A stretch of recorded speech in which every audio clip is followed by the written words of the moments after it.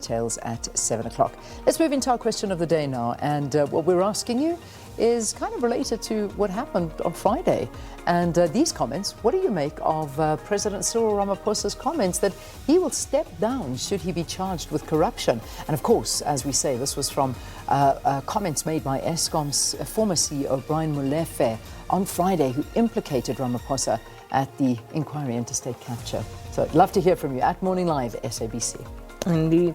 And we'll be speaking shortly to political analyst Professor Diniko Maluleke to get some analysis, his insights into what happened there and other issues as well around this that will perhaps give you further insights as you answer these questions. Yeah. But as you do, at Morning Live, SABC is how you can get in touch with us. Right, let's move on to the trending topics for this morning as well. And President Cyril Ramaphosa is also trending right up there.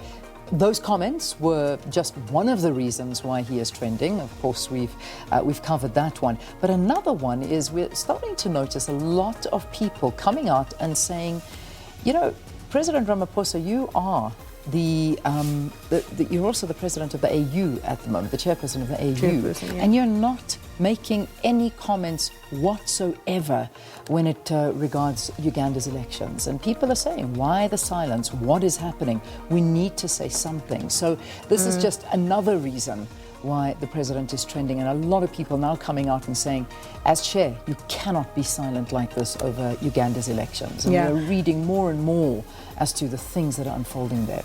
And there was an editorial in the City Press yesterday that literally said, shame on you, spineless African Union. We can only say, shame on you, fellow African leaders. Cyril Ramaphosa, as African Union chair, should have shown leadership, but he decided to join the boys' club of the African ruling elite. So people not happy about the silence of African leaders in terms of what's going on. In only the latest installment of a similar story that unfolds time and time again, this time, of course, the elections in Uganda.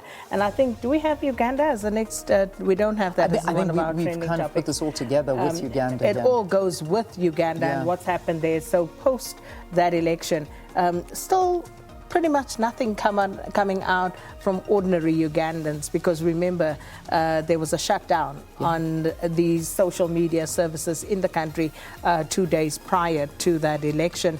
And we have seen main contender Bobby Wine tweeting intermittently, but it would seem as though he is finding a way in which to do this, Leanne.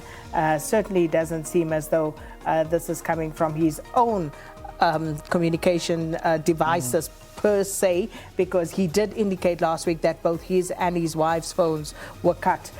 So Bobby Wine on his feed, his Twitter feed, the latest, it says, it's now 4 days since the military surrounded our house and placed my wife and I under house arrest.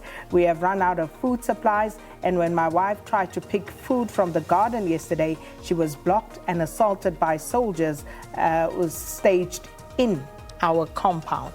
So, AU, where are you? Where are you? All right, so that's a big talking point, and I hope it gets louder, to be honest with you. It's very important to pay attention to that.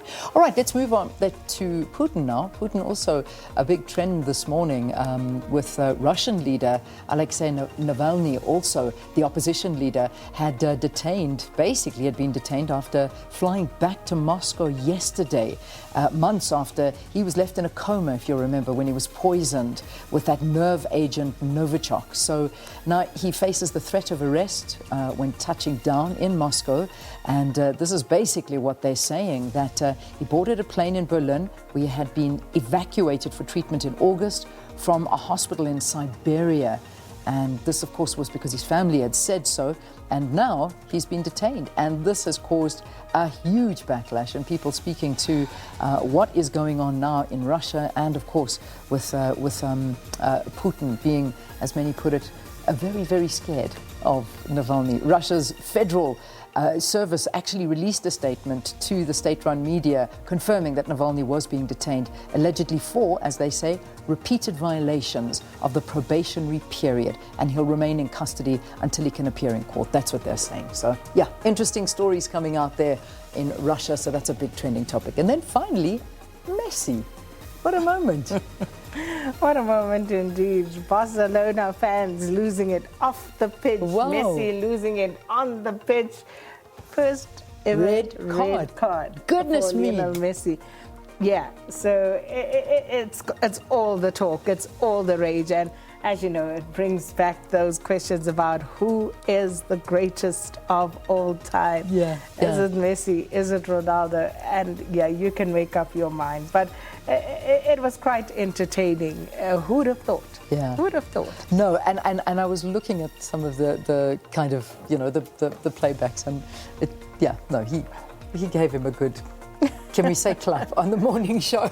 I'm not sure, it looked like it, but yeah. So Messi gets his first card, red card. That's a big thing, first time in his career. I saw the amount of matches, and it was just insane. I can't say it offhand, and I can promise you I know you're saying it offhand. Does Messi look like someone who can, just in the ordinary run of play, rack up a red card? No, well, not really, but he did it. He did it. Okay, there we go. That's the end of trending topics. It's a crazy thing. Just very briefly, Yes. it reminds me of when my son was playing under 12, and one of the friends, it was the first time that one of them had ever gotten a red card, and they celebrated it. Oh, they thought it was a great moment. Yes. Wow. Like, you did it. Yeah. Okay. Well, there you go. Let's take a break.